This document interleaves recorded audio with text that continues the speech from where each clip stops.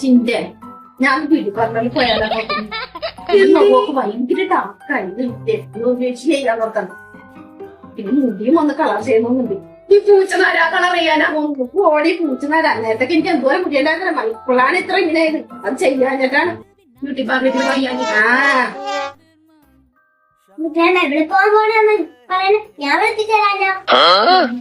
നീ എന്നെ അങ്ങനെ പഠിപ്പിക്കൂടി. ഈ പൗഡർ യൂസ് ചെയ്താൽ മതിയല്ലോ.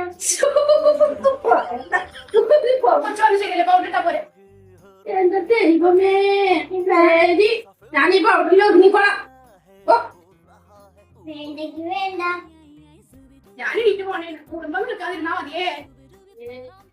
എന്തൊരു കാര്യമാണ് കാക്ക വിളിച്ചാൽ കൊക്കാവോ? എന്താണ് നീ എന്നെ കാക്കയാക്കിയാതി?